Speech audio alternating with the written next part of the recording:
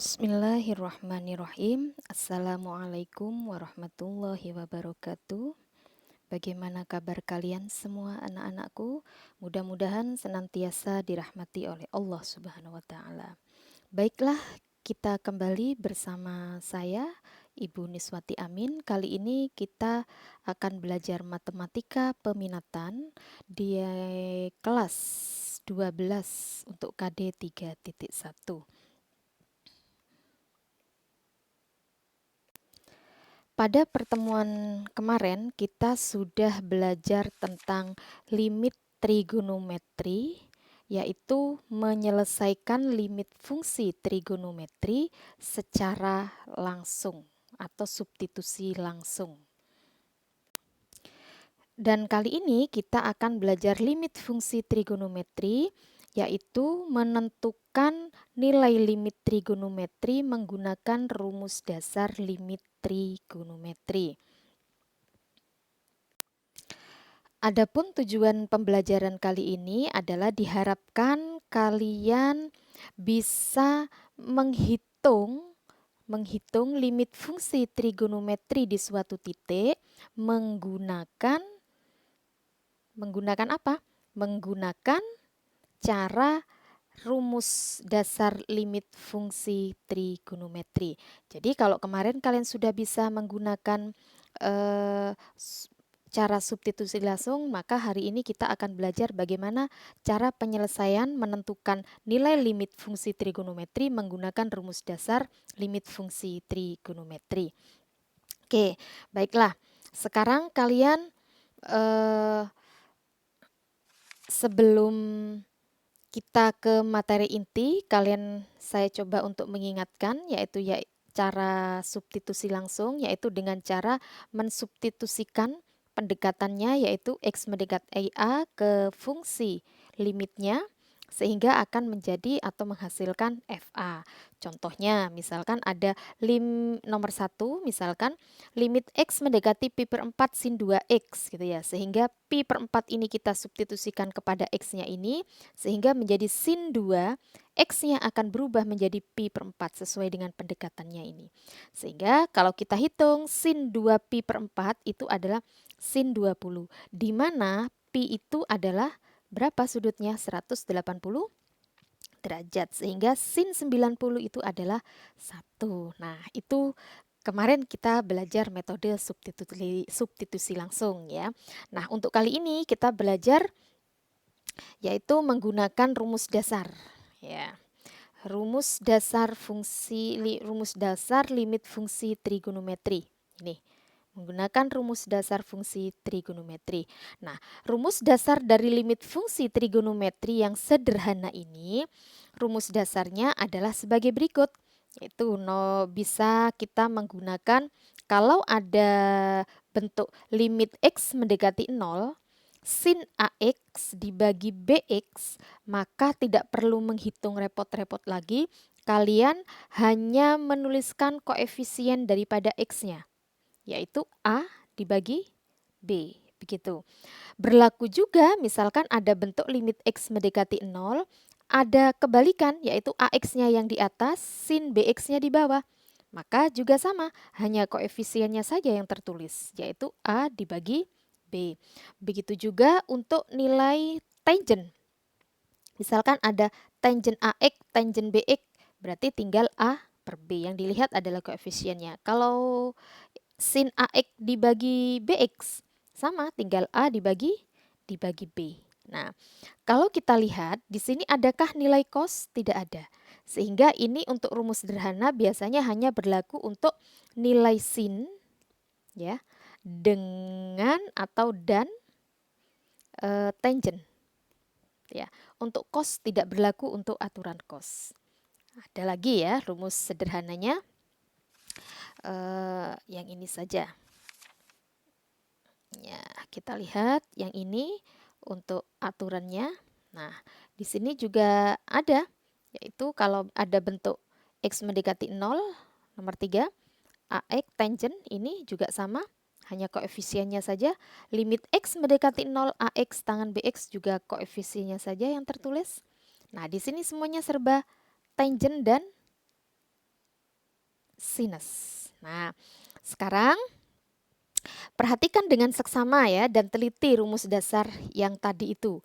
Jika kalian jeli, maka kalian akan menemukan pola jawaban rumus tersebut. Yaitu sebagai penguat kita simak contoh di bawah ini. Kita latihan soal terlebih dahulu ya.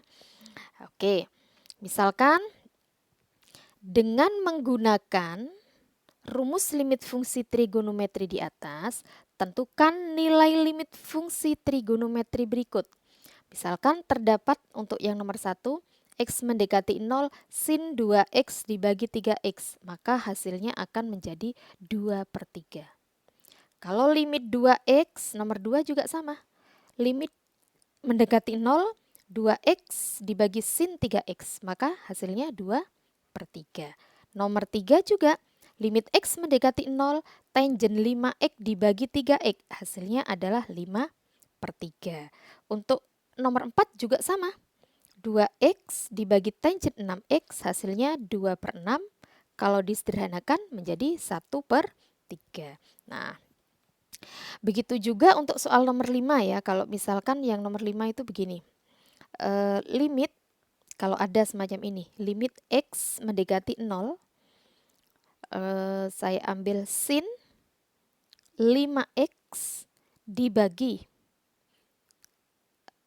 X, misalkan di sini ada 7. Nah, ini berapa hasilnya? Nah, ini bisa disederhanakan atau diinikan ya, disederhanakan. 7 itu adalah limit 7 sesuai dengan sifatnya. Sifat kan begini. Limit X mendekati 0, 7 dikali limit X mendekati 0 sin 5X dibagi X. Sehingga hasilnya ini adalah tetap 7 dikali yang ini adalah hasilnya 5 dibagi 1, maaf. 5X dibagi X. Ya, koefisiennya di sini 5, yang di sini 1. Sehingga di sini 5/1. Sehingga menjadi 7 dikali 5 berapa? 35. Berarti hasilnya adalah 35. Begitu. Sudah paham ya dengan menggunakan rumus limit fungsi trigonometri yang sederhana. Yaitu kuncinya adalah pada sin dengan tangen. Tidak berlaku untuk kosinus. Oke. Sekarang coba kalian kerjakan misalkan yang nomor 6. Ini ada contoh soal lain ya. Nih, misalkan yang nomor 6 ada limit X mendekati 0. Nih ya.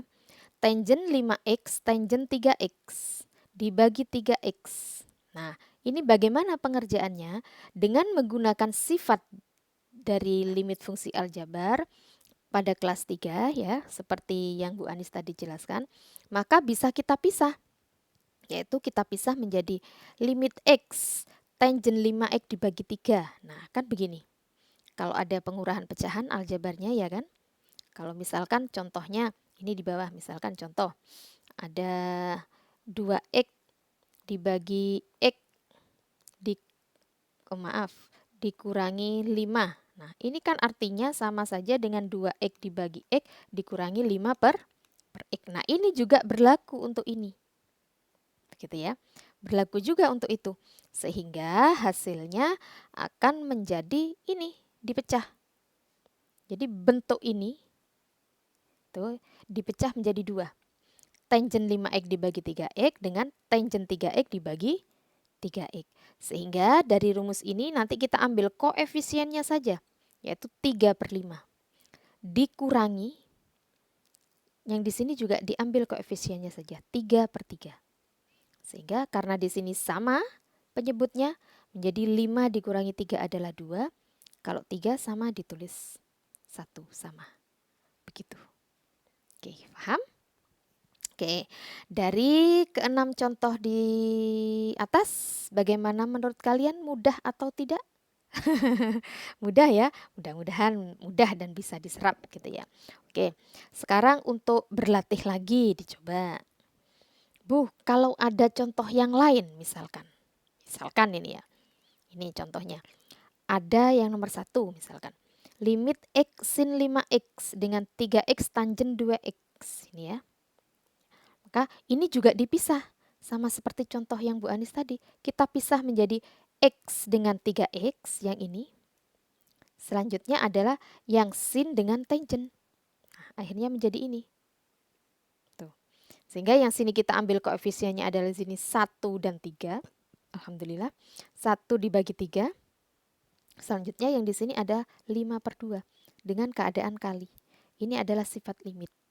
Sifat limit itu bisa dipecah ya.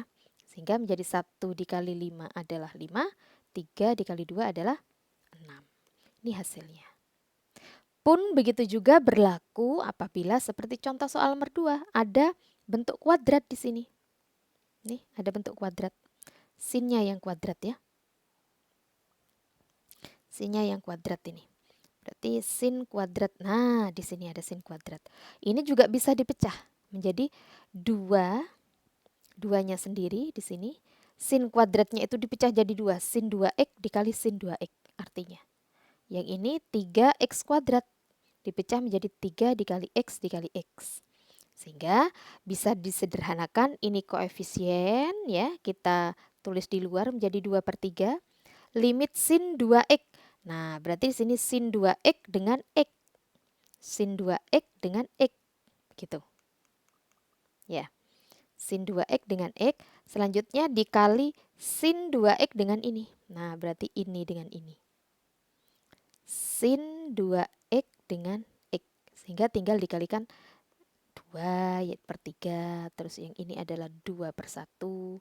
Yang ini adalah 2/1 juga. Sehingga kalau dikalikan adalah 8. 3 dikali 1 kali 1 adalah 3. Bisa juga secara langsung di sini ya. Ini juga bisa secara langsung kalau Bu Anis. Misalkan sama dengan langsung, limitnya hilang, 2 dikali sin 2x berarti 2 kuadrat. Ya kan, ini kan 2. Dikuadratkan, dibagi 3. X-nya kuadrat berarti 1 dikali 1. Begitu. Karena x koefisiennya kan 1. X kuadrat ini koefisiennya kan 1. Sehingga menjadi 8/3. Boleh juga menggunakan cara yang semacam ini. Begitu ya.